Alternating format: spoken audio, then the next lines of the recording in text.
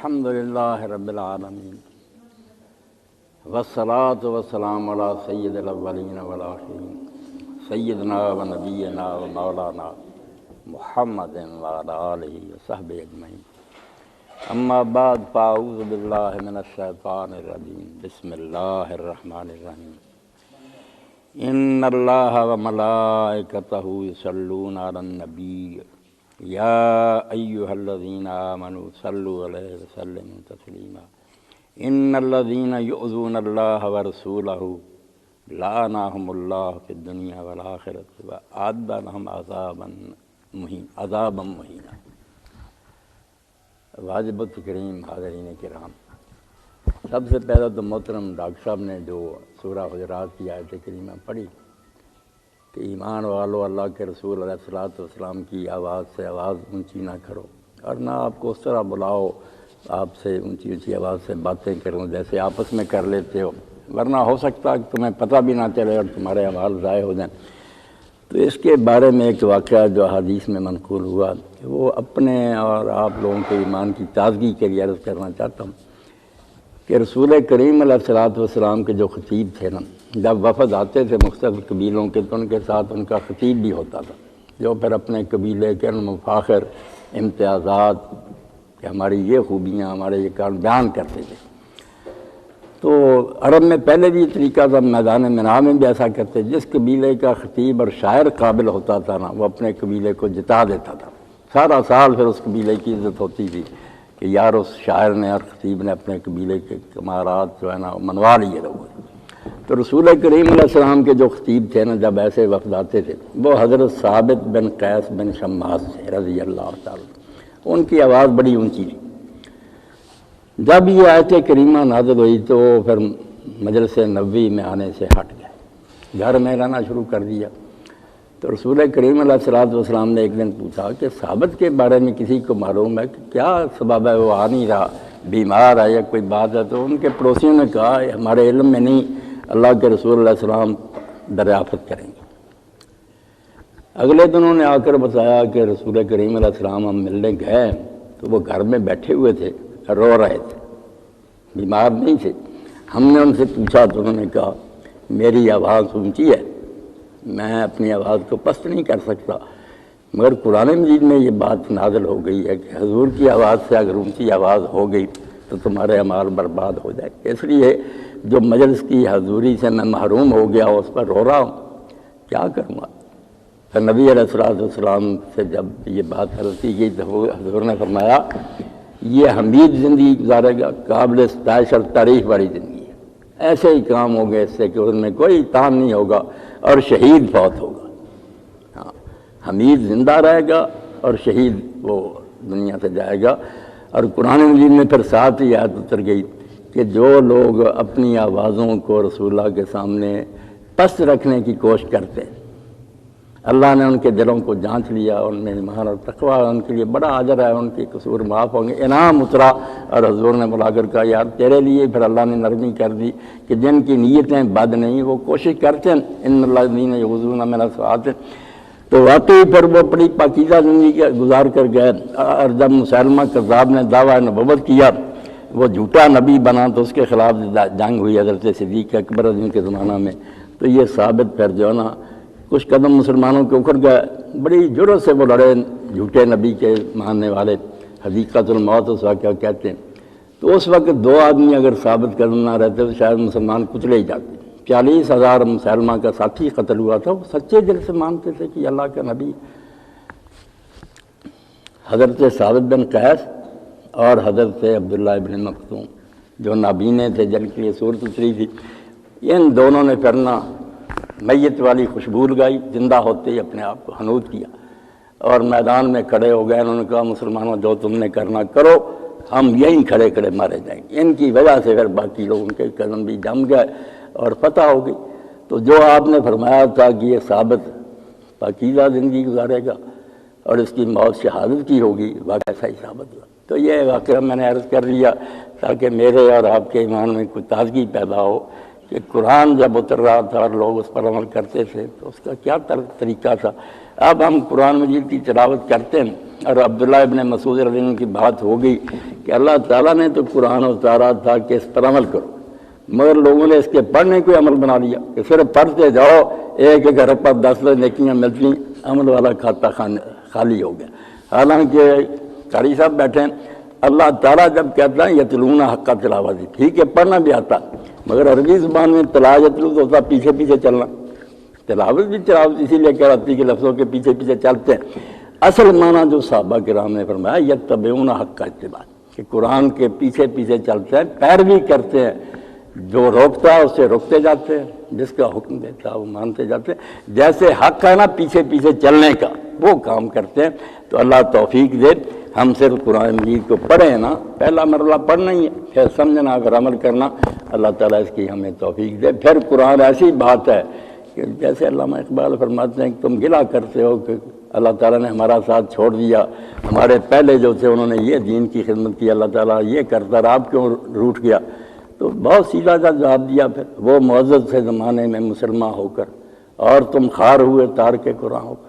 کیا رشتہ تمہارا اللہ سے؟ آپ مدد چاہتے ہو، کیوں مدد کرے؟ وہ باقی کافر اس کی مخلوق نہیں، فرق پہلے تو ایمان اور تقویٰ کا تھا. تو اب میں نے جو آیات پڑھی سورہ احزاب کی، اس میں یہ موضوع آ گیا. پہلی آیت تو ہم جانتے ہیں کہ اللہ اور اس کے فرشتے اللہ کے رسول علیہ الصلوۃ والسلام پر صلوات کرتے ہیں. ایمان والو تم بھی حضور پر صلوات بھیجو اور سلام بھیجو جیسے سلام بھیجنے کا حق. یہ ایک پہلو ہے احترام اور تعظیم کا. دوسرا ساتھ ہی یہ جو شاتمین رسول ہیں، گستاخیاں کرنے والے، ان کا ذکر آ گیا. ہمیں صلوات کا حکم ہوا، ساتھ ہی بتا دیا ایمان والے تو اس نعمت کی قدر کریں کہ رسول علیہ السلام جیسا رابر ملا. مگر دوسرے ظالموں کا ذکر کیا، ان الذین یؤذون اللہ ورسولہ.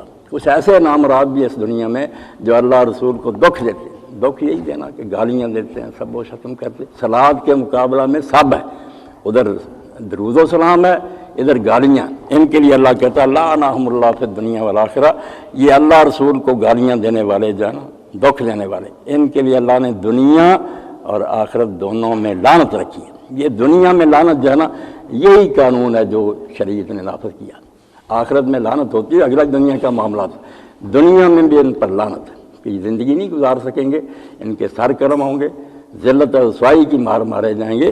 اللہ فرماتا ہے اتنی دلیری کرتے ہیں کہ اللہ کو گالیاں دیتے ہیں، اس کی رسول کی توہین کرتے ہیں. ان پر دنیا میں پھٹکار اور لعنت ہے اور آخرت میں بھی، اور اللہ نے ان کے لیے بڑا رسوا کن عذاب تیار کر رکھا. دوسری مرتدین کے بارے میں آتا سورہ بقرہ میں. یہ لوگ صریح الفاظ مانگتے، صاف لکھا، صاف بہت سے جرائم جن کا نہیں. یہ لواطت کا فعل ہے. زنا پر کوئی امت برباد نہیں ہوئی، لواطت پر ہوئی قوم لوط پر. مگر کہیں قرآن میں لواطت کی سزا بیان نہیں. زنا کی آئی کوڑے مارو حدیث میں. یہ کہ جو اغرام اور لونڈے بازی کرتے فعل برا ہے، پوری قوم تباہ کر دی اللہ نے، مگر عذاب نہیں. وہاں آ گیا عذاب، سزا نہیں قرآن میں مقرر. شراب کے بارے میں کہا گیا کہ شراب جو ہے نا بہت بڑی بات ہے، رسول اللہ نے اس پر کوڑے لگائے. بعد میں حضرت عمر کے زمانے 80. مگر جو خنزیر کھانا ہے، مردار کھانا ہے، کوئی سزا اس کی قرآن حدیث میں نہیں. اس لیے کہ جو جرائم بہت حد سے بڑھ جاتے ہیں، ان کی سزا پھر حالات کے مطابق قاضیوں پر چھوڑی گئی ہے. کہہ دیا گیا کہ لعنت سے بڑی سزا کوئی نہیں. یہ لوگ پھٹکارے ہوئے ہیں اور ان کا زمین پر زندہ رہنا زمین پر بوجھ ہے. مگر اس کے لیے فیصلہ کیا ہو؟ یہ زندہ آگ میں جلا دیے. زندہ آگ میں جلایا ابو بکر صدیق رضی اللہ، حضرت علی رضی اللہ زندہ جلائے جب ان کو خدا کہتے. حضرت ابو بکر رضی اللہ وہ ایک شخص تھا خدا، اس کے بارے میں سارے علاقے میں تھا کہ وہ بدفعلی کراتا، مفعول تھا. آپ نے صحابہ سے مشورہ کیا تو فیصلہ یہی ہوا کہ اس کو زندہ جلایا جائے. اس نے سارا علاقہ گندہ کر دیا. تو اس لیے اسلامی شریعت جو ہے نا، جو بہت بڑے بڑے جرائم ہیں ان کے لیے معمولی سزائیں جو ہے نا کہ جس سے اس کا گناہ معاف ہو جائے، کوئی کفارہ بن جائے، یہ نہیں مقرر کرتی. اس کے لیے ایسی پھر خطرناک سزا ہوتی ہے کہ یہ ملعون جو ہے نا، اس کے وجود سے زمین کو پاک کر دیا جائے. اسی لیے رسول کریم علیہ الصلوۃ والسلام کے بعد حضرت ابو بکر صدیق رضی اللہ تعالیٰ عنہ تھے. ان کے سامنے ایک شخص نے حضرت ابو بکر رضی اللہ کو برا کہا تو حضرت ابو بکر رضی اللہ کو انجایا. ایک سننے والے کو بڑا تیش آیا کہ خلیفۃ المسلمین کو گالیاں دے رہا. وہ پاس بیٹھے نے کہا کہ حضرت مجھے اجازت دیں کہ میں اس کا سر قلم کر دوں. حضرت صدیق غصہ کو پی گئے، پہلے غصہ میں تھے، اس کے کہنے پر پی گئے۔ وہ آدمی اٹھ کر چلا گیا گالیاں دینے والا، تو آپ نے اس سے پوچھا محب سے کہ اگر میں اجازت دے دیتا تو قتل کر دیتا؟ اس نے کہا ہاں، میں نے کوئی کسر چھوڑنی تھی، فرمایا اسی لیے غصہ پی گیا کہ وہ غیر شرعی قتل ہوتا۔ اللہ کے رسول کے صلی اللہ علیہ وسلم سے علاوہ کسی کا دین میں یہ مقام نہیں ہے کہ اس کو گالی دی جائے قتل۔ بے شک مجھے گالیاں دیتا، مقابلے میں تم بھی دے دو یا معاف کر دو۔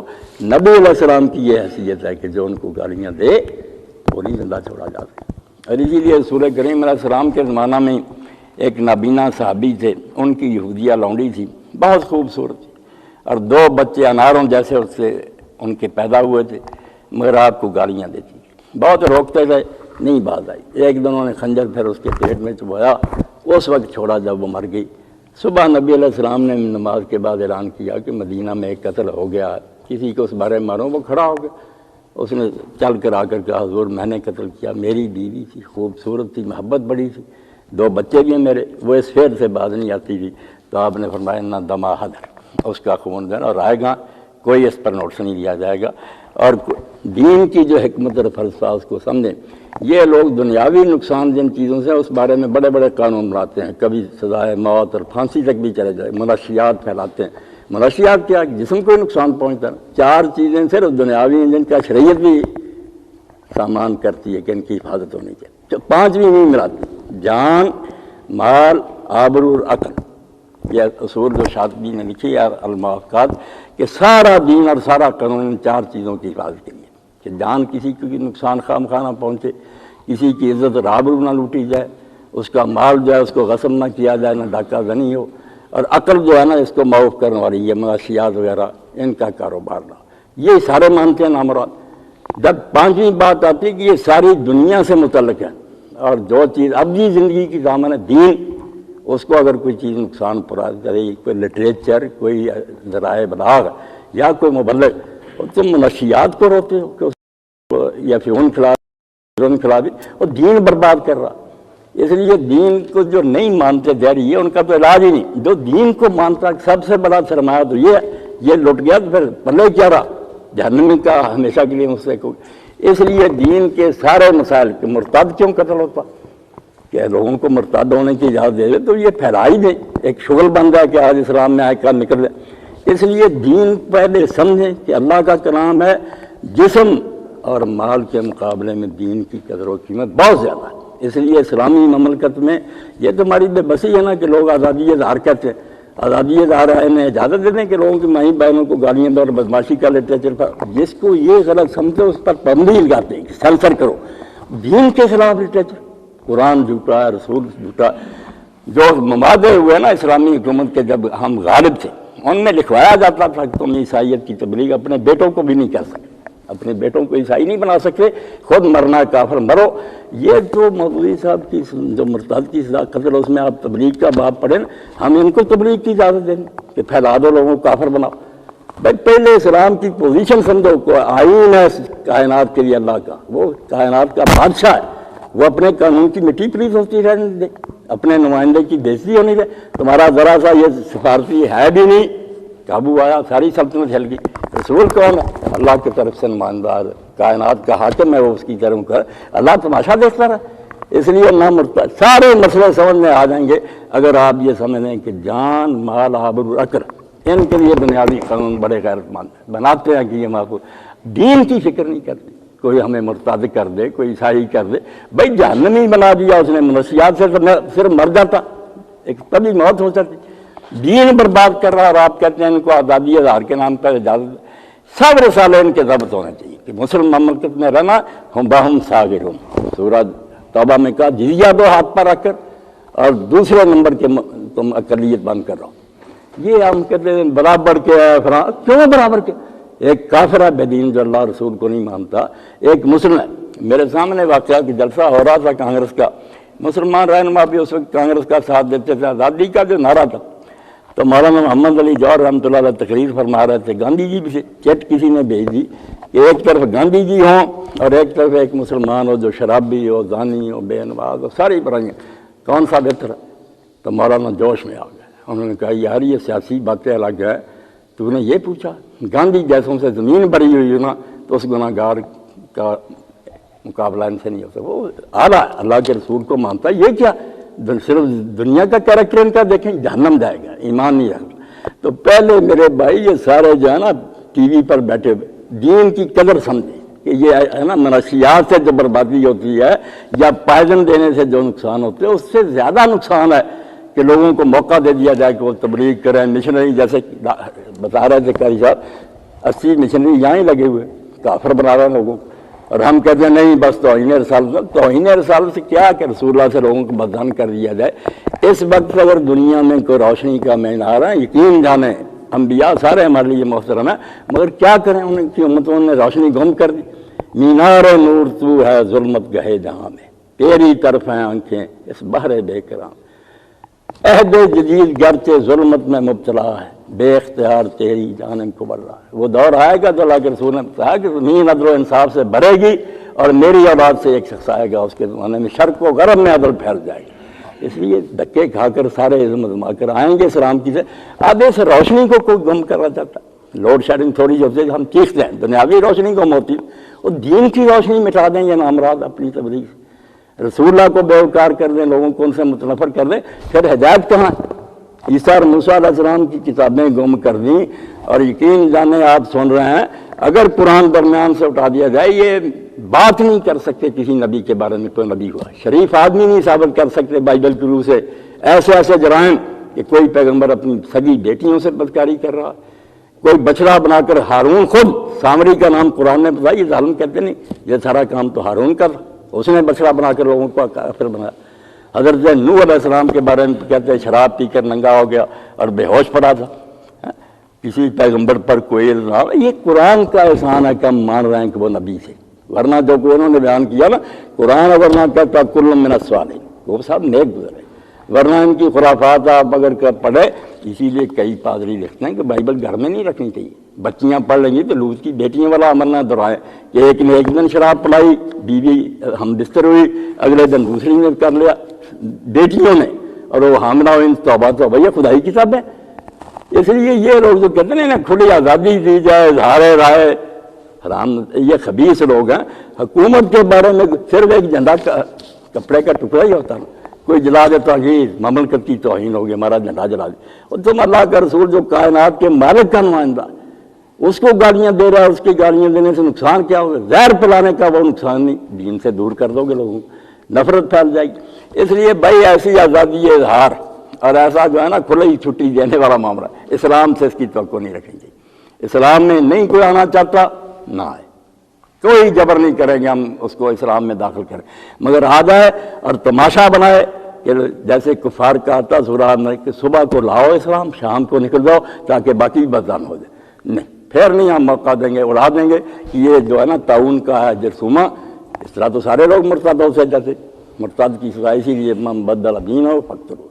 جو رسول کی توہین کرے گا وہ بھی برداشت نہیں کرے گا. کافر رہنا تو ڈرتے, مگر اگر تم اسلامی ملک میں رہو, اپنے ملکوں میں جو چاہے بکو, وہاں بھی ہمارا اگر زور ہوا نا کیا کریں.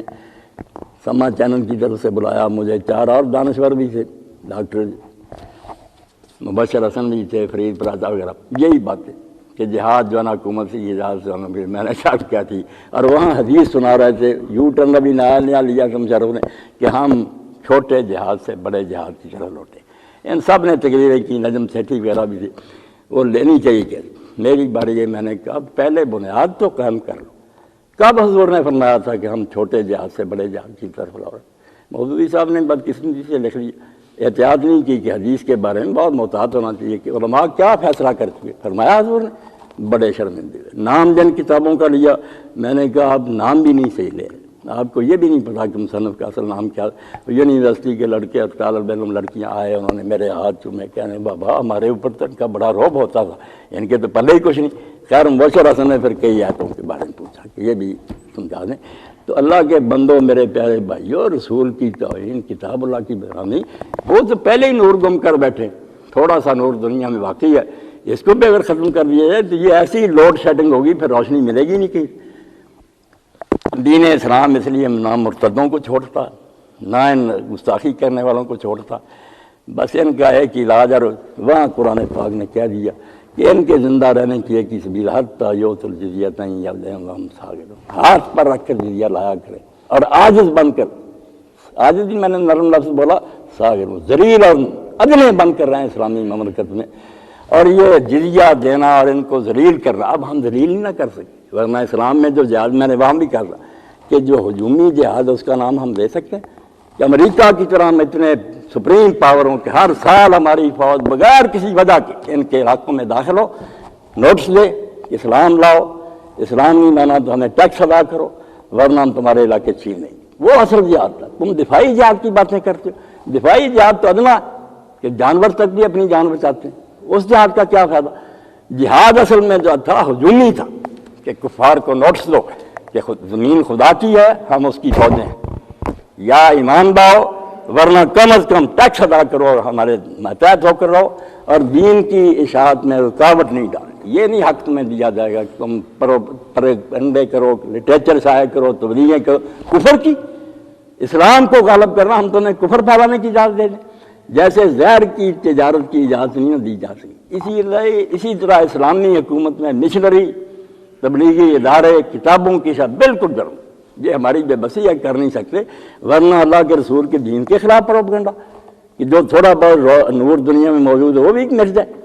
تو یہ میں نے تمہیداً کچھ باتیں جوش میں کہہ جاتا ہوں، میں جوش جنوں میں تیرے اسرار، مجھ کو بھی اطلاع دے میری آشفتہ سری کا۔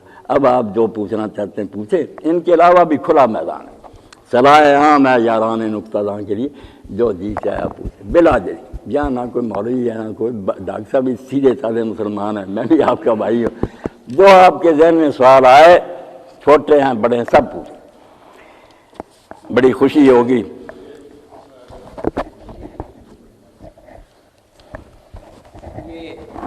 اگر یہ اصول یہاں ہم استعمال کریں کہ اگر کوئی مشنری یہاں آتا ہے اور اس کو ہم اجازت نہیں دیتے کہ آپ یہاں کوئی بات اپنی نہیں کر سکتے، ان کا لٹریچر ضبط کریں جیسے آپ نے فرمایا، تو پھر ہم اپنی تبلیغ باہر کے ملکوں میں کیسے کر سکیں گے؟ ہم اپنا پیغام کیسے پہنچا سکیں گے ان تک؟ اور وہ یہی قانون وہاں پر وہ کہیں کہ یہاں پر یہ قانون ہمارا لاگو ہوتا ہے لہٰذا ہم تو نہیں آنے دیتے۔ بالکل ڈاکٹر صاحب آپ کی بات ٹھیک ہے، اس کے دو جواب ہیں۔ ایک تو ہے نظری طور پر تو انہیں یہ ایسا کرنے کا حق نہیں ہونا چاہیے، ایک غلط بات پھیلانا چاہتا ہے، ایک سچی بات پھیلانا چاہتا ہے۔ سچی بات کو روکنا تو بالکل غلط بات ہے، ہم یہ فیصلہ ہمارے ساتھ کر لیں علمی طور پر کہ آپ کا دین سچا ہے، ایک سچ کو تو پھیلنے دینا چاہیے، اس کے بدلے میں اگر چاہیں کہ تم سچ پھیلانا چاہتے ہو تو ہمیں جھوٹ پھیلانے کی اجازت دو، بات تو ہے مطالبہ نامعقول۔ اب رہی کہ وہ کریں گے، کافر ہے وہ مانتے نہیں، جیسے مکے میں کرتے تھے، تو مودودی صاحب رحمۃ اللہ نے کہا وہ دن اسلام کی بربادی کا آغاز تھا جس دن کافر راضی ہوگا کہ ہمارے ملکوں میں آ کر دین کی تبلیغ کرو۔ نقطے پر غور کرو، انہوں نے سمجھ لیا کہ یہ دین وہ نہیں رہا جو پہلا تھا، ورنہ یہ اتنے مہذب نہیں کہ ہمیں آزادی دیتے، وہ سمجھ چکے نا کہ دین جو ہے نا اس میں کچھ نہیں رہا، تیرے دین و ادب سے آ رہی ہے بوئے رہبانی، یہی ہے مرنے والی امتوں کا عالم دین۔ تبلیغیوں کو کھلی اجازت دیتے ہیں، دعوت اسلامی والوں کو وہ تو کہتے ہیں کہ ان کو پروجیکٹ کرو، یہ اسلام لاؤ جس میں غلبہ نہیں، کوئی حکومت اسلامی نہیں، اس لیے ہم کو ضرور وہ روکیں گے، جو غلبہ اسلام والے نا ان کو ماریں گے، اور پھر حضرت بلال کی طرح کوئلوں پر لوگ لوٹیں گے، کوئی پتھروں کے نیچے۔ اسلام بھی قاری صاحب اس وقت آئے گا جب تک یہ کفر اجازت دے گا نا، آپ سمجھ لیں وہ اسلام ٹھیک نہیں، ورنہ کفر اب بھی اتنا مہذب نہیں ہو گیا کہ وہ اجازت دے صحیح اسلام کی، وہ صحیح اسلام ہی نا، ایسا اسلام جس میں اسلام کی روح نکل گئی ہے، بس صوفیانہ ہے باتیں، اس سے کافروں کو کیا خطرہ؟ وہ تو کہتے ہیں پھیلا دو تاکہ باقی مسلمان بھی خسی ہو جائیں اور جہاد کا جذبہ ختم ہو جائے۔ جب اصل اسلام لے کر آپ آئیں گے نا، اب بھی نرمی نہیں کریں گے، اور پھر اس سے انشاءاللہ اثر بھی ہوگا، ہم ماریں کھائیں گے، وہاں دکھ اٹھائیں گے۔ دیکھیں نا حضرت عمر رضی اللہ عنہ جیسے آدمی جن کی طبیعت بہت سخت تھی، بعد میں ان کا مظاہرہ ایسے ہی ہوتا رہا، 5 سال تک اسلام نہیں لائے۔ جب متاثر ہوئے ہیں تو اس بات سے متاثر ہوئے، مارتے رہے، جتنا انہوں نے مسلمانوں کو مارا، لونڈیوں کسی نے نہیں مارا، اور جاتے تھے لاٹھی رکھ لیتے، ضرور کہتے مجھے ترس نہیں آیا، صرف تھک گیا، مگر ہل گئے جس بات سے کہ جب حبشہ کی ہجرت کی حضور نے اجازت دی نا، تو ان کی رشتہ دار تھی لیلا، ان کے خاوند گھر نہیں تھے، وہ گھر جب ان کے گئے تو وہ سامان باندھ رہی تھی، تو حضرت عمر رضی اللہ عنہ نے پوچھا کہ لالا یہ کیا بات ہے؟ انہوں نے کہا تم نے بھائی اللہ کے شہر میں ہمارا دین پر چلنا مشکل کر دیا، ہماری زندگیاں جو ہے نا وہ بالکل آپ نے تنگ کر دیں، اس لیے ہم یہ گھر بار چھوڑ کر سنبھالو یہ گھر اور مکانات ہمارے، ہم جا رہے ہیں۔ ایسے لہجے سے بات کی نا کہ حضرت عمر کھڑا نہیں ہو سکا، اتنا کہہ کے رخصت ہو گیا کہ اچھا اللہ تمہارا ساتھ دے۔ مگر دل ہل گیا کہ ہمارے برابر کے لوگ ہیں، شریک ہیں، زمینیں جائیدادیں ان کی ہیں، ان کو یہ پیاری نہیں، کس طرح سے میری بہن نے کہ یہ سارا کچھ سنبھالو، بس ہم اپنی گٹھڑیاں باندھ کر جا رہے ہیں۔ تو اس لیے مسلمان جب تک مار کھاتے رہے نا، کفر ظلم کرتا رہا، اس وقت جو اسلام تھا وہ جن کو کھینچتا تھا نا، پھر وہ جیسے ہرکل کے دربار میں ابو سفیان سے جب اس نے پوچھا کہ کوئی ایمان لا کر واپس ہی مڑا ان میں، اس نے کہا نہیں، تو تبصرہ کرتے اس نے کہا یہی تو ایمان کی لذت ہوتی ہے، جب وہ سما جاتا ہے پھر وہ نکلتا نہیں۔ تو ہمارا اسلام جس کی توقع کرتے نا کہ وہ حکم دیں گے، وہ پہلے ہی نہیں حکم دیتے، وہ تو اسلام چاہتے ہیں کہ نہ ساری دنیا میں پھیلا دو، صوفی بنا دو۔ جو اصل اسلام ہے نا غلبہ اسلام والا، اس کے لیے نہ پہلے نرم دل سے نہ ہوں گے، اور خدا کرے نہ ہی ہوں، ہم قربانیاں دے کر دکھ اٹھا کر جب خلق خدا کے سامنے مظاہرہ کریں گے نا تو سلیم الفطر لوگ ضرور متاثر ہوں گے۔ یاری حق کی خاطر بغیر کسی معاوضے کے غرض کے مارے کھا رہے ہیں، تو آپ خوش نہ ہوں کہ اسلام کی اجازت ان سے نہیں، اسلام کی اجازت ہم جانے دے کر دیں، وہ اسلام اصلی ہوگا۔ کفر کی اجازت سے جو اسلام پہلے وہ اسلام ہے۔ جی فرمائیں ڈاکٹر صاحب۔ مولانا یہ ایک طرف یہ پہلو تو ہے، لیکن وہاں پہ جو بھی کام ہو رہا ہے مغرب میں، امریکہ ہے یا یورپین ملک ہے، اس کے نتیجے میں ان کے جو خود اپنے عیسائی یا غیر مسلم جو ہیں ان کی ایک بڑی تعداد مسلمان ہو رہی ہے، اور ان میں سے ایک بڑی اکثریت اور اچھے صحیح قسم کے مسلمان ہوتے ہیں جیسے نسلی پیدائشی مسلمانوں سے بہتر۔ یہ پہلو بھی تو ہے نا؟ نہیں، میں مانتا ہوں ڈاکٹر صاحب جو کہہ رہے ہیں نا کہ وہ مقابلے میں یہ پابندی لگا دیں گے، اگر تو ایسے نہ لگائیں تو ہمارا یہی مطالبہ ہے کہ اگر اسلام نہیں لانا تو اسلام کی اشاعت میں رکاوٹ نہ ڈالو۔ اگر وہ یہ صلح ہمارے ساتھ کریں رہیں تو چلو ذمہ نہیں تو معاہد تو ہے کہ ان سے عہد ہوا ہمارا۔ جب رکاوٹ ڈالیں گے نا اصلی اسلام پر وہ بات الگ ہے۔ یہ اگر ہوتا نا کہ وہ نہیں کچھ کہتے ہیں لوگ اسلام پھیلا رہے ہیں بسم اللہ، اور وہ اچھے لوگ تیار ہو رہے، مگر ڈاکٹر صاحب کا کہہ رہا تھا کہ اگر وہ بھی بدلے میں کہہ دیں کہ تم نہیں ہمارے دین کی اشاعت کی اجازت، میں ان کا دین تو باطل ہے ڈاکٹر صاحب۔ کوئی ڈاکو کہا کہ میں تب صلح کرتا ہوں آپ میرے اپنے سچ کے ساتھ میرا جھوٹ بھی چلنے دیں، یہ کوئی معقول بات نہیں۔ مولانا میں توہین رسالت کے قانون کے حوالے سے ایک چیز پوچھنا چاہ رہا فرمائیں۔ تھا۔ بہت سے لوگوں کے ذہنوں میں ایک شبہ یہ ہے کہ اگر کسی نے کوئی غلط کا ارتکاب کیا لیکن بعد میں وہ تائب ہو گیا یا اس نے توبہ کا اظہار کیا تو کیا اس کے لیے کوئی معافی کی گنجائش ہے؟ اس کے اوپر بہت سے لوگوں کے ذہنوں میں شبہ پایا جاتا ہے، اس کے بارے میں ذرا وضاحت کریں۔ بالکل ایسے شبہات کا ازالہ ہونا چاہیے۔ ڈاکٹر صاحب ٹھیک ہے، یہ موضوع جو ہے نا کہ جن لوگوں کے بارے میں یہ ثابت ہو جائے ان کو سزا دینے کا ارادہ مگر توبہ کر دیں، پہلے ہی کر لیں، پتہ چل جائے کہ کسی وقت کی تھی انہوں نے یا گستاخی ارسال اب اس سے باز آ گئے، کبھی نہیں ایسی حرکت کی، یا موقع پر ہی کر دیں کہ ہم توبہ کرتے آئندہ یہ جرم نہیں کرے، تو دو رائے قائم ہوگی، کیونکہ صاف تو اس بارے میں نہیں تھا۔ امام مالک اور امام احمد بن حنبل تو معافی کے قائل نہیں، وہ کہتے ہیں کہ جرم ثابت ہو چکا، آخرت میں اس کو یہ توبہ فائدہ دے گی اگر یہ سچا دنیا میں ہم قانون نافذ کریں گے۔ امام ابو حنیفہ رحمۃ اللہ علیہ اور امام شافعی کہتے ہیں کہ نہیں، توبہ کی گنجائش موجود ہے، جیسے حضور منافقین کے عذر قبول کر لیتے تھے، باطن ان کا اللہ کے سپرد کر دیتے، اس لیے جب کوئی شخص ظاہر میں توبہ کرتا ہے تو اس کی قبول کرو۔ مگر یہ ساتھ انہوں نے بھی کہا، کوئی بے احتیاطی نہیں کی کہ اگر وہ یہ حرکت بار بار کرے اور پھر توبہ کو ڈھال بنائے پھر معافی نہیں ہوگی۔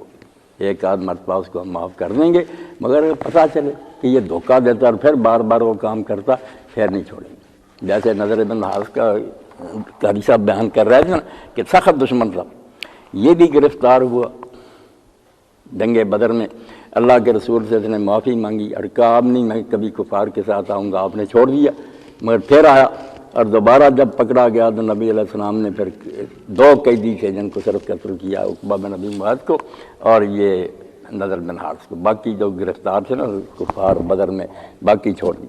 اس نے اس وقت بھی کہا کہ میں توبہ کرتا ہوں آئندہ نہیں ان کفار کے ساتھ. حضور نے کہا تو یہ چاہتا کہ لوگوں میں یہ چرچا ہو کہ محمد احمد قادری ہے, بار بار ڈسا جاتا, یہ بات نہیں ہوگی, سر اڑا دو. حضرت علی رضی اللہ عنہ پھر اس کا بھی سر قلم کر دیا. تو امام ابو حنیفہ اور مالک اگر توبہ کی گنجائش رکھتے ہیں نا تو بار بار نہیں کہ یہ تماشا بنا رہے, کہتے ہیں ایک آدھ مرتبہ اگر وہ توبہ کرتا تو اللہ پر چھوڑو, دیکھ لیں گے کہ وہ ٹھیک رہتا ہے. باقی مالک اور احمد کہتے ہیں نہیں, جیسے دوسری سزا ہے نا کہ حد ثابت ہو گئی نافذ کرو, توبہ اگر سچی ہوگی تو آخرت میں فائدہ ہو دے گی. میں یہاں پڑھتا ہوں سورہ مائدہ کی آیات جن سے پتہ لگتا ہے توبہ اگر کوئی مجرم کر جائے نا گرفتار ہونے سے پہلے, تو پھر لوگ سابقہ جرم لے کر آئے نا کسی نے کسی وقت نہیں, توجہ نہیں کرنی چاہیے, اتنی پکڑ نہ کرنی. یہ دیکھیں نا آتا انما جزاء الذین یحاربون اللہ ورسولہ یسعون فی الارض فسادا ان یقتلوا او یصلبوا او تقطع ایدیہم وارجلہم من خلاف او ینفوا من الارض ذلک لہم خزی فی الحیاۃ الدنیا ولہم فی الآخرۃ عذاب عظیم. پہلے یہ آ جائے کہ جو لوگ نا اللہ رسول سے جنگ کرتے ہیں, یہ اللہ رسول سے جنگ ہے, صرف تلواروں سے جنگ نہیں, یہ اللہ رسول کی حکومت کو برباد کرنے کا ہر بات تبلیغ کے ذریعے اور گالیاں دے کر نا وقار ختم کر دو, اور زمین میں وہ چاہتے ہیں کہ فساد ہی فساد پھیل, کرپشن, دین ختم ہو جائے, بدماشی بھر. ان کی سزا یہ ہے کہ وہ بری طرح قتل ہوں, یقتلوا بھی نہیں کہا, یقتل, کہ ان کو قتل بھی ایسے عبرتناک طریقے سے کرنا کہ دنیا کام دے. اسی سے صحابہ کرام نے پھر یہ سنکار کرنا یا آگ میں جلانا, حضرت علی جنہوں نے ان کو خدا کر بعد نہیں آئے زندہ جلا دی. اللہ نے کہا یہ بھی نہیں کہ معمولی طریقے سے, بدترین طریقے سے قتل کرو, کوئی ایسی سزا. اور پھر فرمایا یا ان کو پھانسیوں پر لٹکا دیا جائے, یا ان کے ہاتھ پاؤں مخالف سمتوں سے کاٹے جائیں, یا کم از کم علاقے سے نکال دیا جائے جیلوں میں. یہ دنیا میں ان کے لیے رسوائی ہے اور آخرت میں بھی عذاب عظیم. اس کے بعد توبہ کی گنجائش رکھی. یہ سارے کام کرنے والے جو نا الا الذین تابوا من قبل ان تقدروا علیہم, ابھی تم نے وہ گرفتار نہیں کیے تھے, پہلے وہ کام چھوڑ گئے, بعض آ گئے. تو سابقہ جرموں پر نہ پکڑو, فاعلموا ان اللہ غفور رحیم, تم یاد رکھو تمہارا اللہ بھی بخشنے والا اور مہربان ہے. اس لیے پہلے کوئی جرائم کیے تھے, اب ان کا معاملہ ٹھیک ہو گیا, ان کے حالات درست ہیں, تو گرفت نہ کرو. اس لیے امام ابو حنیفہ اور مالک کی شافعی کی بات بھی بے وزن نہیں کہ ایک آدھ مرتبہ معافی دے دو, موقع دو, توبہ اگر کرتا ہے, اگر بار بار کرے گا تو نہیں چھوڑ. اور ایک بات جو حضرت امام ابو حنیفہ رحمۃ اللہ علیہ کے مذہب میں ہے, جو یہ غامدی صاحب وغیرہ چھپاتے ہیں کہ ایسی گستاخی جو علانیہ ہو مسلمانوں کے مجموعہ بازاروں میں, اس کے لیے سزائے قتل ہے, اس کے لیے توبہ وغیرہ کوئی نہیں. ہاں اگر کسی نے در پردہ کیا اور پتہ چل گیا تو اس کو گنجائش دو کہ توبہ اگر کرتا, دیکھ لو ایک آدھ بار. جی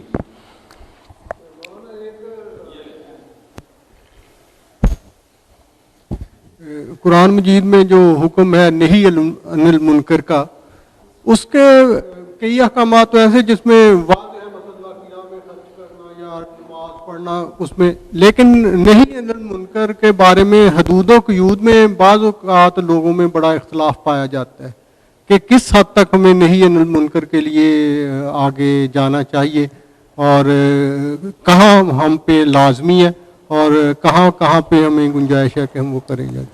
ڈاکٹر صاحب آپ کی بات بہت پیاری ہے. امر بالمعروف اور نہی عن المنکر قرآن مجید کا بہت بڑا مضمون ہے, اور ایمان والوں کی غیرت سے اللہ کا یہی تقاضا ہے کہ اگر ایمان کے بارے میں تمہارے اندر غیرت اور اہمیت ہے تو اس کے خلاف ہوتے ہوئے دیکھو طرف اٹھنا چاہیے, اس چیز کو ختم کرنے کے لیے پوری کوشش کرنی چاہیے. مگر اللہ تعالیٰ نے ہر جگہ یہ بات مستطاعتم تو کہی ہے نا, مقید کر دیا, تمہارے بس میں جو ہے وہ کرو, ایسا کام نہ کرو جو بس میں ہی نہیں ہے. ہم اٹھ کر ایسے کاموں کے لیے اٹھ کھڑے ہوں, دو چار آدمی پھر حکومت کی گرفت میں آ جائیں یا وہ برے لوگ ہمیں ہی قتل کر دیں تو نفع کی بجائے نقصان ہی ہوا.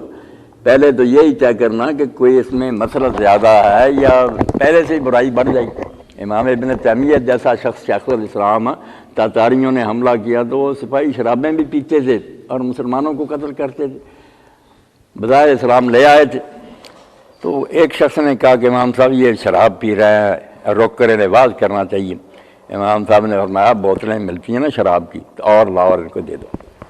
انہوں نے کہا حد ہو گئی امام صاحب کہ شراب آپ کہتے ہیں. فرمایا آپ دو برائیوں میں فرق کریں کہ جب یہ ہوش میں ہوتے ہیں مسلمانوں کے سر قلم کرتے ہیں, وہ ہلکی بات ہے, یا یہ ہے کہ یہ شراب پئیں اللہ کی ادارہ میں جا کر جہنم میں جائیں, مسلمان تو بچے رہیں گے. تو حکمت اور دانائی دین کا حصہ. اللہ کی کتاب میں جو آتا ہے نا بار بار، یہ نقطے کی بات ہم حدیث ترجمہ کر دیتے ہیں کہ پیغمبر لوگوں کو کتاب کی تعلیم دیتا ہے، حکمت کی دیتا ہے، آیات پڑھتا ہے، اس پر بھی آپ ذرا غور فرمائیں۔ یہ جہاں جہاں قرآن مجید میں آتا ہے، حدیث پاک ٹھیک ہے جب اللہ نے آپ کو حکمت عطا کی تو اس کے ہی ثمرات میں پھالا کہ آپ نے اچھے اچھے کلمے ہمیں دیے، مگر قرآن مجید میں یہ جو بات آتی ہے نا کہ پیغمبر تلاوت کرتا ہے آیات کی، کتاب کی تعلیم دیتا ہے، حکمت، بہت توجہ طلب آپ پڑھے لکھے لوگ، یہ تینوں چیزیں قرآن کے اندر ہیں، آیات بھی، کتاب، حکمت، پوری بھی کتاب ہی ہے، مگر میں جو بتاؤں گا وہ خاص حصہ، آیات ساری ہیں شروع سے آخر تک نہیں، آیات سے مخصوص آیات مراد ہیں جن میں دلائل بیان ہوئے، جہاں کہتے ہیں اللہ تعالیٰ کہ اِنَّ فِي ذَلِكَ آیَاتٌ لِلْعَالَمِينَ، کہیں کہتے ہیں اِنَّ فِي خَلْقِ السَّمَاوَاتِ وَالْأَرْضِ، جہاں اپنی توحید کی، رسالت کی، آخرت کی دلیلیں بیان ہوئی نا، وہ ٹکڑا ہے آیات کا، کہ پہلے اللہ تعالیٰ کا پیغمبر دلائل بیان کرتا ہے، زبردستی نہیں منواتا کہ اللہ ہے، آخرت سنی سنائی بات نہیں، ہر بات کی دلیلیں دیتا ہے کہ اللہ اور اس کے ایک ہونے کے یہ ثبوت بڑا پڑا ہے، اور وہ آپ کا شعبہ بالکل اس سے متعلق ہے، باقی بھی شعبے سائنس کے، مگر آپ لوگ جو میڈیسن کے طالب علم ہیں، جسم کے ایک اعضاء پر آپ نے علیحدہ علیحدہ کتابوں کے ڈھیر لگا دی، پتہ نہیں چلتا کہ یہ سوچی سمجھی اسکیم، بڑے ذہن اور بڑے دماغ اور حکیم کا منصوبہ، کوئی ایک بات بھی فضول نہیں نظر آتا۔ اب اس کو بھی کہ بس اچانک مل گیا، بن گیا انسانی جسم، حیرت والی بات ہے۔ یہ میز نہیں بن سکتا، یہ کتاب نہیں بن سکتی جب تک صحیح ورق نہ کاٹے، ان کو جلد بندی نہ کرے، کوئی کہہ دے نہیں خود بہت صحیح گر گئی اور سطریں بن گئی اور کتاب بن گئی، جیسے وہ جاہل ہے نا، اس منظم کائنات کو دیکھ کر جو کہتا ہے نا یہ خود بنی، صرف ڈھیٹ ہے، بے شرم ہے، ورنہ ذرہ ذرہ پکار رہا کہ جس نے مجھے بنایا نہ اس سے زیادہ کوئی دانا ہے، نہ کوئی ذرہ فضول ہے، جس میں انسانی میں جو اعضاء کہتے ہیں ڈاکٹر کی یہ فضول ہی معلوم ہوتا، چند سال گزرتے مان جاتے ہیں کہ نہیں اس کی بھی ضرورت، یہاں کوئی ذرہ بیکار نہیں۔ تو یہ حصے جن میں دلائل بیان ہوئے نا، کہیں سورج چاند کا آنا، کہیں بارشوں کا برسنا، بڑا پڑا، آپ اس نقطہ نظر سے پڑھتے جائیں، وہاں کہتا کہ اس میں عقل مندوں کے لیے نشانیاں ہیں، آیات سے نشانیاں مراد ہیں، یہ حصہ دلائل کا ہے۔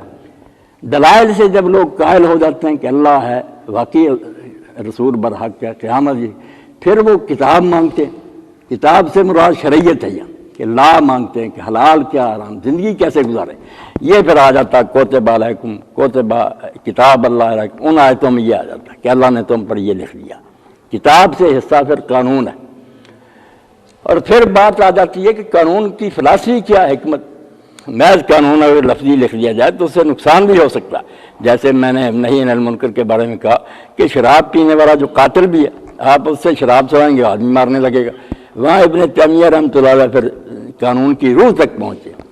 ہمارے ہاں کتاب رہ گئی صرف شریعت، اگر تھوڑا بہت عمل ہے شریعت، مگر جو اس کی جو حکمت ہے، روزہ بیان کیا اللہ نے، ساتھ بتایا نہیں کہ لعلکم تتقون، اس لیے فرض کیا کہ تقویٰ پیدا ہو۔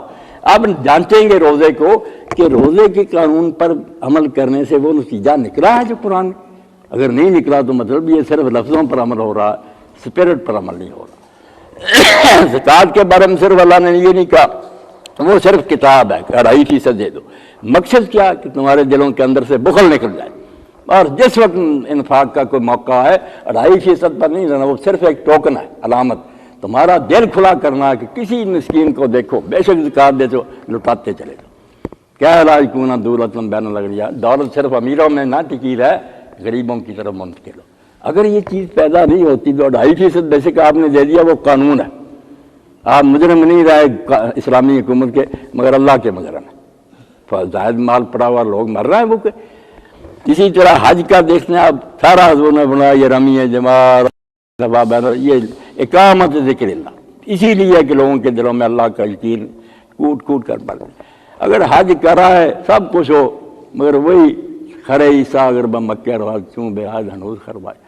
تو 3 حصے ہیں قرآن کے، دلائل وہ آیات ہے، قانون کتاب ہے، جہاں جہاں اس کا فلسفہ روح بیان ہوئی ہے وہ حکمت ہے، یہ پیغمبر علیہ السلام سے آتے۔ تو یہی مودودی صاحب نے ایک جگہ لکھا کہ حکمت جو نہیں نہ دیکھتے وہ اتحاد نہیں کر سکتے، وہ لفظ ڈھونڈیں گے، یہ سوچ لیں کہ نئی صورت حال آئی ہے، قرآن کی حکمت اگر صاحب وہ حکمت کیا بتاتی، فلسفہ دین کہ یہاں حکم کیا ہونا چاہیے، اور ایسے لوگ پھر جو نا مزاج شناس رسول ہو جاتے ہیں، لفظ کو برا مناتے ہیں، مزاج شناس قرآن پڑھ پڑھ کر حضور کی حدیثیں پڑھ، ان میں یہ بصیرت پیدا ہو جاتی ہے کہ وہ معاملہ سامنے آتے ہی فیصلہ کر لیتے ہیں کہ یار جو کچھ ہم نے دین پڑھا اس کے مطابق اگر یہ معاملہ حضور کے سامنے آتا تو دین کا مزاج یہ بتاتا ہے کہ حضور یہ فیصلہ کرتے۔ بڑی باریک بات ہوتی ہے، جوہری کی طرح۔ اسی لیے مجتہد کا اجتہاد صاحب شریعت نبی کے اجتہاد کی طرح۔ بڑی بڑی بات میں نے اونچی کی، مگر سن لیں، جس تک مجتہد کا اجتہاد ذہن پہنچا ہے پوری تحقیق سے ایمانداری، وہ عمل نہ کرے مجرم ٹھہرے گا، بے شک غلط۔ جہاں تک تو نے سمجھا تھا کہ میرے علم کے مطابق شریعت کا مزاج یہ ہے، وہ دین ہی تھا، تو نے اس کی مخالفت کیوں کی؟ اور جو اس کے مقلد ہیں اعتماد کرتے ہیں کہ یہ عالم اچھا ہے، وہ بھی عمل نہیں کریں گے، ایسے ہی مجرم ہوں گے جیسے نبی کی شریعت کے منکر۔ اسلام میں مجتہدین کا اتنا درجہ بنا حکمت کی وجہ سے کہ وہ دین کی روح سمجھتے ہیں۔ تو اس لیے دین کی روح کے مطابق نہ سوچنا چاہیے کہ ہمارا یہ نئی انل منکر کرنا فائدہ دے گا یا الٹا اور کوئی بڑا غرق کرے گا۔ آپ جا کر اشتہار پھاڑتے پھریں سینمے کے، وہ اگلے دن اس سے بھی زیادہ کرنے لگا دیں اور ساتھ ہی پولیس کو کہہ دیں کہ یہ گنڈا ہے سے دہشت گرد، آپ کو پرچہ دے کر اندر کرا دیں، کیا فائدہ ہوا؟ اسی لیے حدیث پاک میں آپ نے فرمایا مومن کے لیے یہ بھی گناہ ہے کہ وہ اپنے آپ کو ذلیل کرے۔ لوگوں نے کہا فرمایا جو کام نہیں کر سکتے اس میں پنگے کیوں لینے، نہ کرو، اتنا ہی کرو جو تمہارے بس میں، دیکھو فائدہ ہے یا نہیں۔ تو ان امر بالمعروف اور نہی عن المنکر سے آپ یہ بھی دیکھتے ہیں کہ امر کا حکم، امر آرڈر دینا ہے، واز نہیں کرنا۔ آرڈر کون دے گا؟ جب اسلامی حکومت ہوگی اور آپ کے ہاتھ میں ڈنڈا ہوگا۔ نہیں، روکنا ہے، صرف یہ نہیں کہ آپ نے بتا دیا یہ مسئلہ حلال حرام ہے، روکنا جس کو کہتے ہیں طاقت، جب وہی نہیں آپ کو حاصل کیوں کریں؟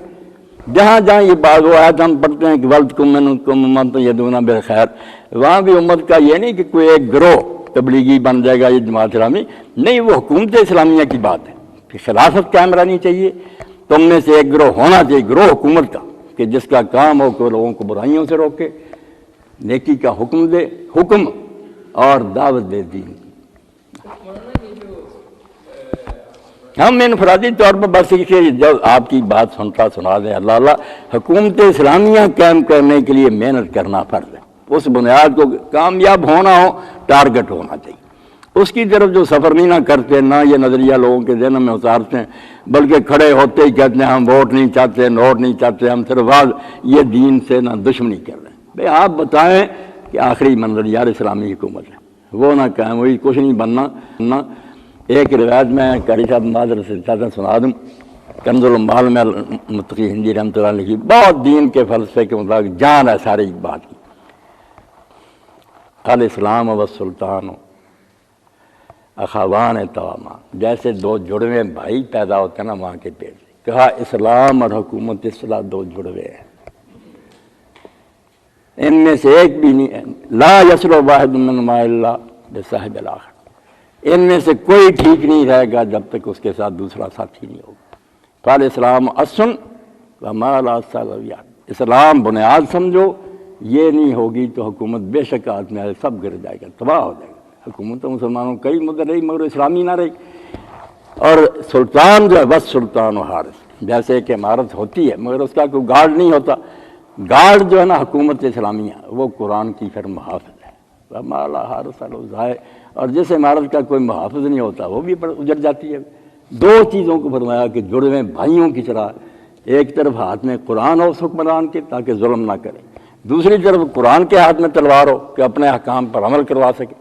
یہ جب سے جدا جدا ہوئی ہیں نا، خلافت نے مذہب سے پیچھا چھڑایا، اس وقت سے ساری بربادی ہے۔ جو ہم کربلا کو روتے ہیں نا وہ شخصیت کا معاملہ نہیں، اقبال یہ کہتا تمہیں پتہ بھی ہے کیوں خلافت رشتہ قرآن سے، کلمہ بھی جاری رہا، نمازیں جاری رہی، مگر جا کہا حکومت نے قرآن سے رشتہ توڑ لیا کہ حکومت جو ہے نا آزاد ہے، جو مرضی کے حکم مانیں گے مانے، ہماری بہنی ہے، حکومت کے معاملے مذہب کو دخل نہیں دینے دیں گے۔ حریت را زہر ہے اندر کام رہے، اور اس کا نتیجہ یہ نکلا کہ آزادی کے گلے میں زہر کے قطرے ٹپکا دیے، جو بولا بیچارہ سر اڑ گیا۔ آپ دیکھیں نا گورنر تقریر کر رہا تھا زیاد، تو جمعے کی نماز بہت لیٹ کر دی، بنو امیہ نے نمازوں کے اوقات تباہ کر دیے تھے، حضرت انس روتے تھے، یہ نمازیں تھیں حضور پڑھتے، زور عصر کے وقت، عصر مغرب کے کئی، تو عصر کا بھی وقت ہو گیا، تو حضرت حجر بن عدی نے کہا زیاد حضور کے بعد کوئی نبی نہیں آیا، نہ کوئی کتاب اتری، کوئی وقت تبدیل نہیں ہے، اللہ کے لیے نماز تو وقت پر پڑھاؤ، نتیجہ کیا ہو؟ اسی وقت ان کو بیڑیاں پہنائی 12 آدمیوں کو، بغاوت کا کیس بنایا اور جھوٹے گواہ 20 لکھ لیے، امیر معاویہ کی طرف بھیج دیے۔ یہ بیچارے منتیں کرتے رہے، راہب صاحب اتنا درویش آدمی کہ اللہ کے لیے ہمیں اپنے سامنے تو آنے دے، ہماری بات تو سن، ہم نے کب تیری بات کا انکار کیا؟ حضرت حسن نے کر لی تھی، ہم اسید پر قائم، معاملہ کیا ہمیں جھوٹا اس نے باغی بنا لی۔ حضرت معاویہ نے ملنا نہیں چاہا، کہا نہیں میرے سامنے نہ ہو، زیاد سچا ہے۔ آزادی کا راستے میں بیچارے مرد ازرا میں جو انہی نے حضرت عمر کے زمانے میں فتح کیا تھا، پہلا اللہ اکبر کا نعرہ یہی حجر لگانے والا، وہاں ہی بدقسمت لوگوں کی قبریں کھود دی گئیں، کفن بچھائے گئے، ان کو کھڑا کر دیا گیا کہ اگر تم بچنا چاہتے ہو تو علی پر لعنت کرو ورنہ بچاؤ کی کوئی صورت نہیں۔ انہوں نے کہا 90 سال جس سے محبت کی ہے، صرف کفن بچھے دیکھ کر ہم اس کی مذمت کریں؟ بیچارے قتل ہو گئے۔ حضرت حجر کہہ کر مرے اپنے وارثوں سے کہ میرے خون آلود کپڑے نہ اتارنا، میں پل صراط پر اسی طرح اس سے ملاقات کروں گا، وہاں میرا اس کا فیصلہ ہوگا۔ تو یہ جب حکومت اسلام سے آزاد ہو گئی، حکومت ظلم کرنے لگی، قرآن بیچارہ مسکین بن کر حجروں میں بند ہو گیا۔ جب تک یہ دو اکٹھے نہ ہوں گے مسلمانوں کو کچھ نہیں بن۔ یہی ہمارے یہ دینی جو لوگ ہیں نا، مخلص ہیں، سب ٹھیک ہے، مگر پہلے ہی ظلم یہ کرتے کہ نہیں حکومت کی ہمیں کوئی ضرورت نہیں، بس اسلام تھے۔ اسلام کون قائم کرے گا؟ قدم قدم پر سزائیں بیان ہوئی ہیں، جہاد کیا کام ہے بغیر حکومت کے ہو سکتے ہیں؟ کہ ناموس رسالت کے حوالے سے میرا سوال ہے جی کہ اگر کوئی شخص خدا نخواستہ ایسا ہے جو توہین آمیز کوئی کلمات کہتا ہے،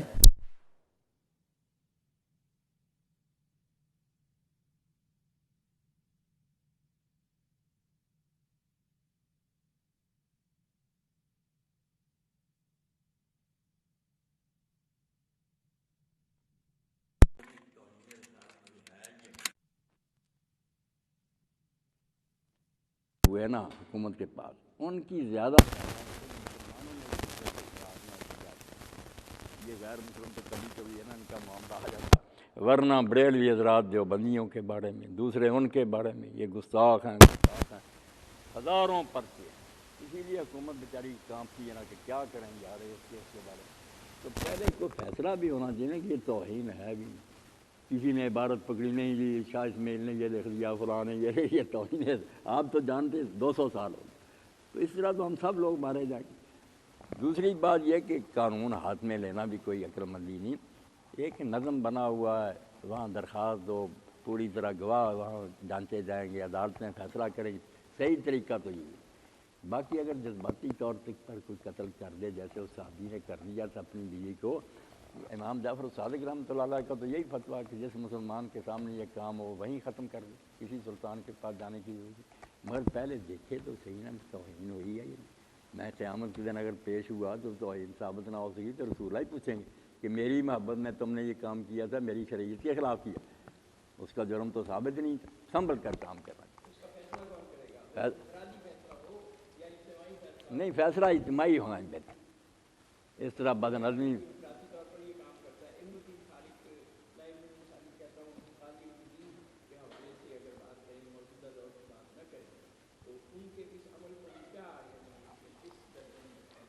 اس وقت تو پھر ڈاکٹر صاحب جانتے ہیں غیر مسلم حکومت تھی، انہوں نے کوئی سزا نہ دی، الٹا ان کو مجرم ٹھہرا دیا، تو وہ کفار کے فیصلوں کی تو ہم کیا پابندی کریں، مگر جب مسلم کہلانے والی کوئی ریاست قائم ہو، بے شک اچھی ہو یا بری، اس کو تو نہیں نا خراب کرنا چاہیے کہ بد نظمی پھیل جائے تو پھر کیا نتیجہ نکلے۔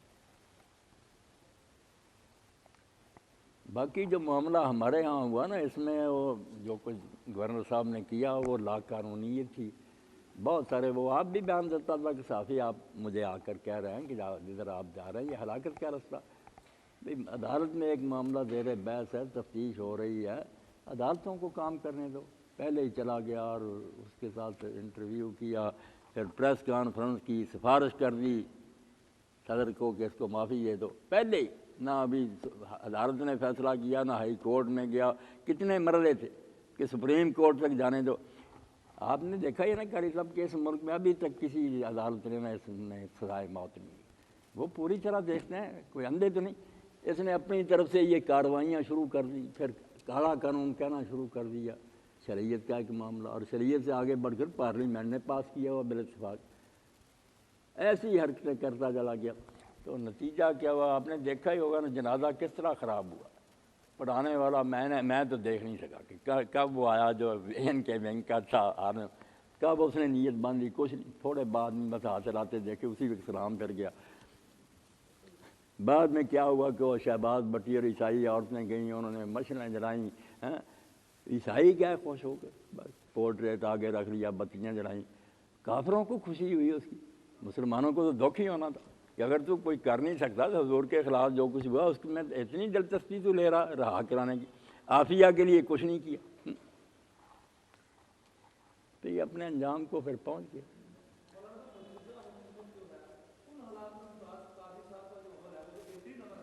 ہاں ہاں انشاءاللہ، یہ ہمارا دنیاوی لحاظ سے نا کہ بدنظمی نہ پھیلے، ورنہ اگر ایک شخص کی نیت نیک ہے تو اللہ تعالیٰ اس کو اگر دے گا اس کی نیک نیتی۔ مولانا یہ جو سفارتی استثناء ہے اس بارے میں دین کے کیا احکامات ہیں اس بارے میں؟ سفیر کی حد تک تو دین سے بھی پتہ چلتا ہے کہ جو سفیر ہو نا، مملکتوں کے سفیر قتل نہیں کیے جاتے، اگر وہ نہیں اچھا آدمی تو اس کو نکال دیا جاتا نا ملک سے۔ نبی علیہ السلام کا سفیر ہی قتل ہوا نا، تو پھر آپ نے جنگ موتا کے لیے لشکر تیار کیا نا، حضرت زید بن حارثہ کو بھیجا، جعفر طیار کو، وہ آپ نے خط دے کر ہی سفیر کو بھیجا تھا، تو بجائے اس کے کہ اگر نہیں پسند تم اس کو واپس لوٹا دیں، انہوں نے قتل کر دیا حاکم غسان نے، تو پھر آپ نے حکم دیا۔ اسی طرح مسیلمہ کذاب کے بھی جو سفیر آئے تھے نا، انہوں نے آپ سے کہا آپ بھی نبی ہیں، مگر آپ اقرار کریں کہ مسیلمہ بھی نبی ہے، تو آپ نے فرمایا اگر سفیروں کا قتل جائز ہوتا تو میں تم کو قتل کر دیتا، واپس چلے جائیں۔ مگر ان کے پاس سے تو کوئی ریکارڈ ہی نہیں نہ نکلا، امریکی بہار کہنا، اب ویسے ہی دباؤ ڈال رہا ہے، کوئی نہیں اپنے کاغذوں میں دکھا سکے کہ وہ سفارتی آدمی تھا، ورنہ ہماری حکومت کو ایک چٹ بھی دکھا دیتے جنہوں نے سرٹیفکیٹ جاری کر دینا تھا، نہیں ملا کچھ بھی۔ ویسے وہ ٹھنڈے ہو گئے اب نا، دیکھیں نا اس دن سے ڈرون حملے نہیں ہوئے اور دھماکے بھی بہت ہو گئے کم، جب سے حکومت پاکستان نے لوگوں کے مجبور کرنے پر کچھ سٹینڈ لیا نا، امریکہ دھمکیاں دیتا نا، ورنہ وہ جانتا کہ پاکستان کے بغیر اس ایشیا میں اس کا آن کور ہے۔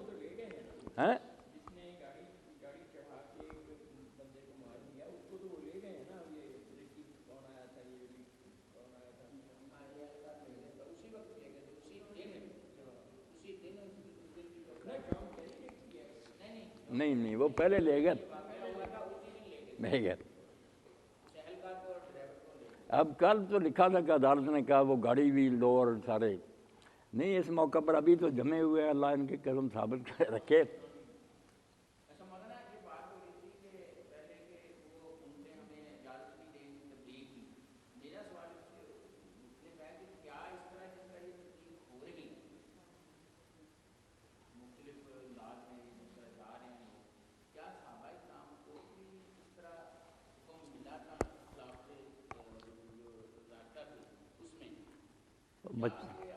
شفیق بیٹا تم جو پوچھ رہے ڈاکٹر حفیظ صاحب نے جو کہا نا، جو نتائج نکلے ہیں نا، اچھے لوگ بھی آ رہے ہیں جو سمجھدار ہیں، ورنہ جو ہمارے علماء وہاں گئے نا، ان کی وجہ سے وہاں اسلام کو بہت نقصان پہنچا۔ مل کر سب نماز پڑھتے تھے، کوئی وہابی سنی کا جھگڑا نہیں تھا، یہ گئے جیبیں بڑھی اور لڑائی شروع کرا ہے کہ ان کی نماز اس کے پیچھے نہیں، اس کی الگ فساد، حتیٰ کہ میں نے رسالہ اس میں پڑھا، رمضان شریف آ گیا تو جھگڑا ہو گیا سنیوں کا اور وہابیوں کا، مسجد سیل ہو گئی۔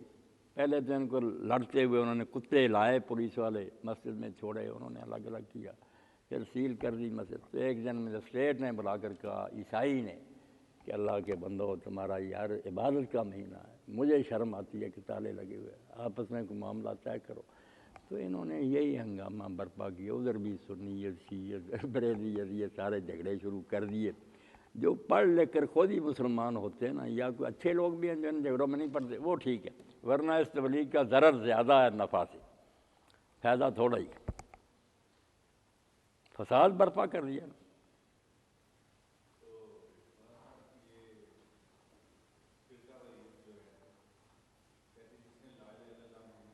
صلی اللہ علیہ وسلم۔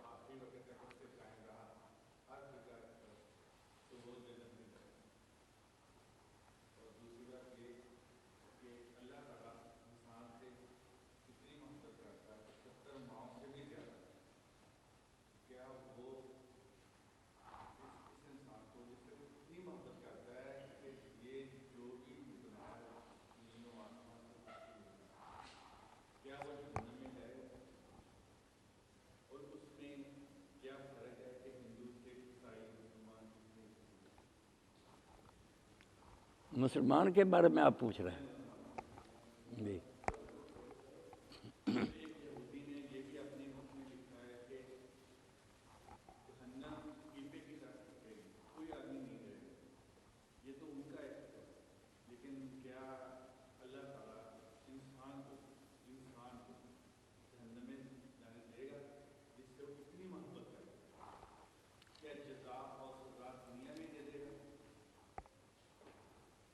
بہت اچھی بات ہے آپ۔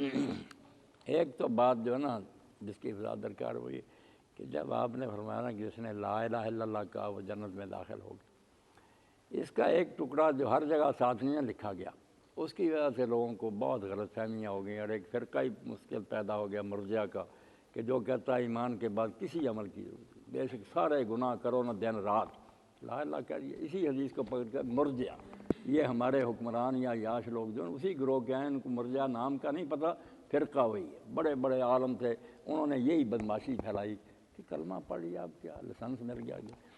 وہ ٹکڑا یہ ہے جو اسی حدیث کا اگر کسی جگہ حذف ہو گیا کہ وہ جنت میں جائے گا اگرچہ اپنے اعمال کی برائیوں کی سزا بھگتنے کے بعد، یہ کسی وقت نا مجھ سے نوٹ کرا لیں حوالہ، بالکل آپ کی زبان سے ہی۔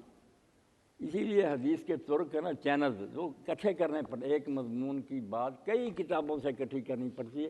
اب بات ہو رہی ہے یہی بات آگے آپ بیان کر کوئی مختصر بیان کر دے گا، کسی کو زیادہ تفصیل یاد رہے گی، کسی کو مکمل رہے گی، یہی حال راویوں کا تھا۔ یہ اختصار جو ہے نا بعض وقت فہم میں بہت خلل ڈالتا ہے، بات غلط سمجھ جاتے ہیں لوگ، اس میں صاف آتا ہے کہ اگرچہ وہ اپنے کیے ہوئے اعمال کا بدلہ بھگتے گا مسلمان بھی، پھر آخر میں جنت میں چلا جائے۔ ایک تو یہ کلیریفیکیشن ہونی چاہیے کہ مسلمان کو چھٹی نہیں کہ یہ پہلے دن ہی جنت میں چلا جائے گا، نہیں، برائیوں کی سزا بھگتے گا، ٹھیک ہے، اس کا ایک آیت درست میں آ جائے گی۔ دوسری بات جو تھی کہ آپ نے فرمایا کہ 70 ماہوں سے زیادہ، یہ ہم عام طور پر کہہ دیتے ہیں یہ جملہ بھی کفری ہے، 70 ماہیں جو تو محدود چیز ہے، 700 ہوں لاکھوں ہوں، ماہیں کیا، اللہ تعالیٰ جو ہے نا وہ اپنے بندوں کے حق میں جتنا رحم ہے اس کے اندر ہے، اس کو تو ہم ماپ ہی نہیں سکتے، کوئی حساب نہیں بتا سکتا، وہ تو محدود ہو جائے گا میرے بھائی کہ اتنی ہے محبت، نہ نہیں، وہ میں نے صرف یہ اس لیے کہ غلطیاں درست ہو جائیں۔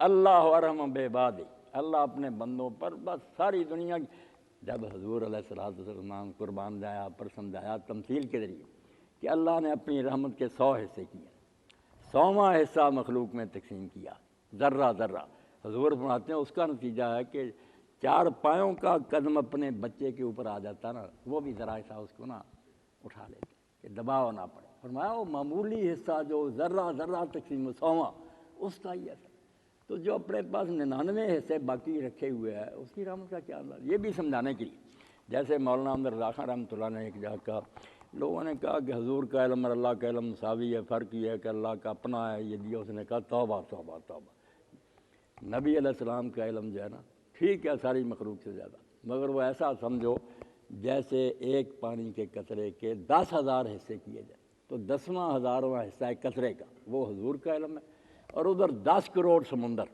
یہ اللہ کا علم ہے۔ اور یہ بھی کہا میں نے سمجھانے کے لیے کہا ورنہ توبہ یہ بھی کفر ہے، اللہ کے علم کی کوئی حد ہی نہیں آئے گی، اس کی حد تو اللہ کا بیان کرتے وقت یہ جو ہے نا کیلکولیشن کہ اتنی ماؤں سے، یہ بالکل اگر کوئی بیان کرتا ہے اس کہیں یار نہ یہ قرآن ہے نہ حدیث، ایسا نہ کرو، یہ کہو کہ ورحم الراحمین ہے، ساری دنیا جتنا جی چاہے رحم کرے، اللہ کے علم کے مقابلے میں ذرہ بے مقدار ہے، اس کے علم کا رحم کا کوئی اندازہ نہیں۔ اور کیا بات تھی؟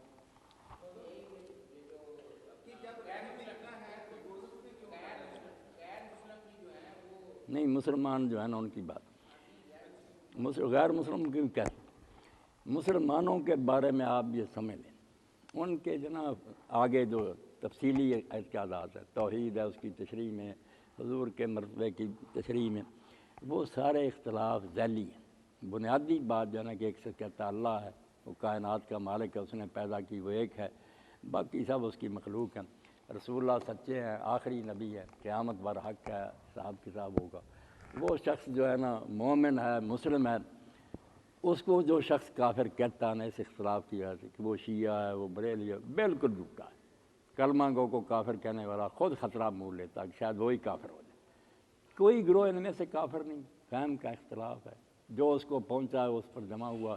سب یہی کہتے ہیں کہ حضور سے ہمیں یہ آیا، جیسے حدیثیں بیان ہوتی ہیں، کچھ کہتا ہے اس کے راوی معتبر ہے، صحیح حدیث ہے، کچھ کہتے ہیں نہیں، جیسے میں نے یہ کہہ دیا کہ لوگ اتنا ہی ٹکڑا پڑھ دیتے ہیں۔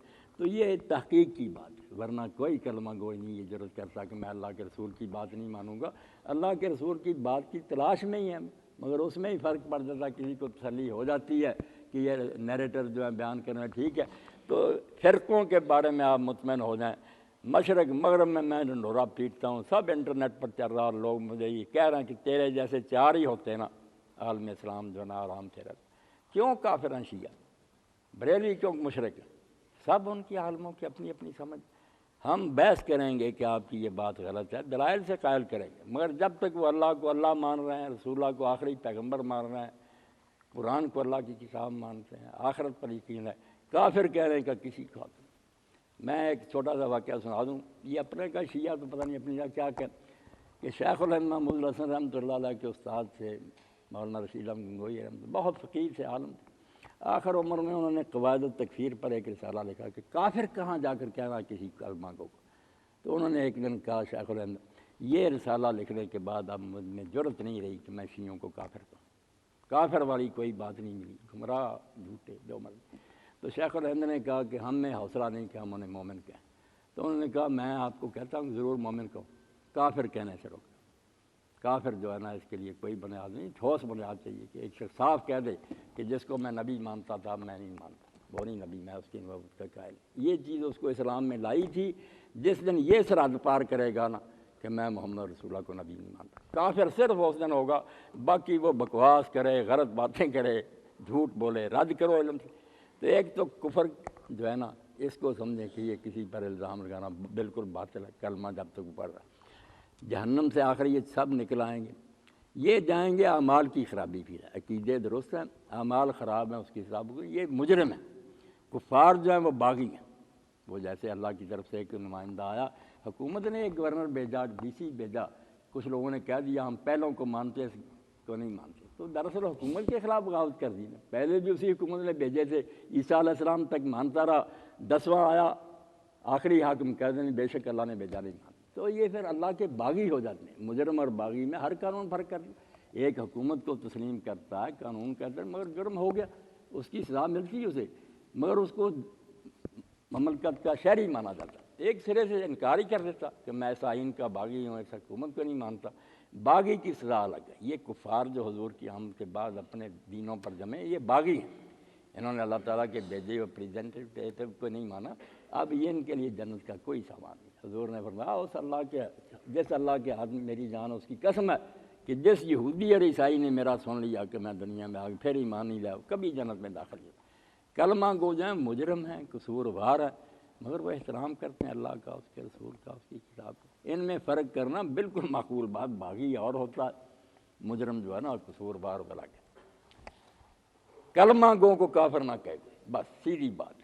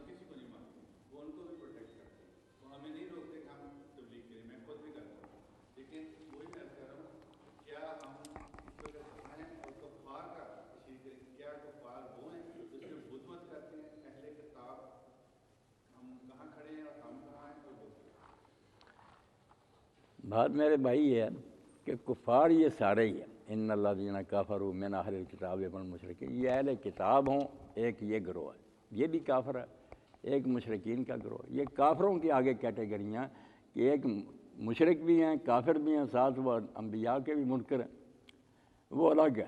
ایک گروہ نبیوں کو مانتا مگر انکار وہ بھی حضور کا کرتا، کافر ان کو اشبار کے ایک ہی صورت میں آگے ہی دو آیتیں، لم یکن الذین کفروا من اہل الکتاب والمشرکین، کافر مشرکوں میں سے ہوں یا اہل کتاب میں سے ہوں، ان کا حشر ہی کافر ہونا جرم ہے نا بہت بڑا۔ جیسے میں نے کہا کہ ڈاکو بے شک ایک اچھی تنظیم بنا دیں، حساب کا ٹھیک رکھیں، دیانتداری سے تقسیم کریں، مگر ان کا حکومت کو چیلنج کرنا ہی جرم۔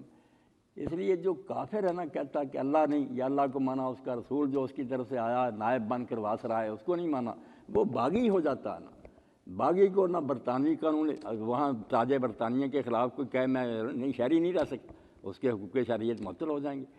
تو باغی کو آپ الگ کریں نا۔ یہ جو ہے نا مسلمان، یہ آپ کہتے ہیں ایمان کا فرق، ایمان بڑی بات ہے نا کہ مانتے ہیں اللہ سچا، قرآن سچا، عمل نہیں کرتے تو کوئی رعایت نہیں ملی، جرم کے مطابق سزا بھگتیں گے، مگر ان کو سزا جرم کی ملے گی۔ جو کہتے ہیں دنیا میں سزا مل جائے، اس کو بھی حل کرنا چاہیے۔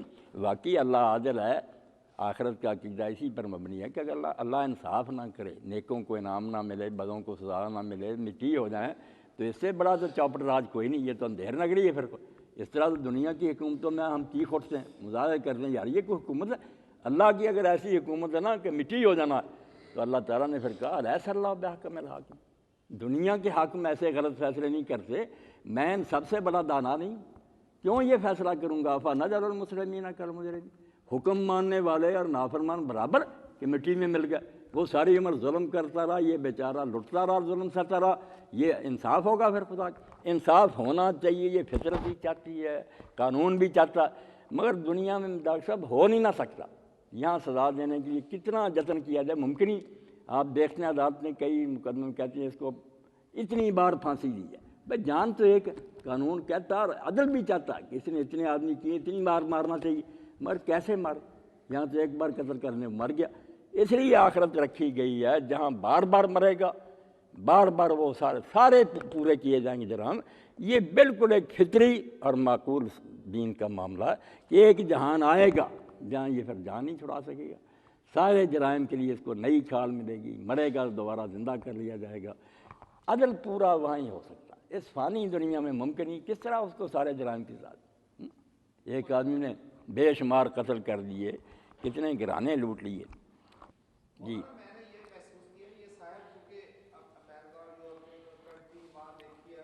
جو آزادی کا کہا نا، سمجھے، ہاں خاموش ہے۔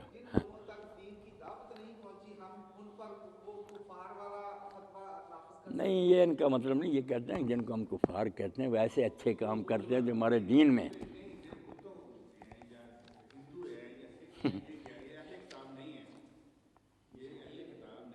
نہیں۔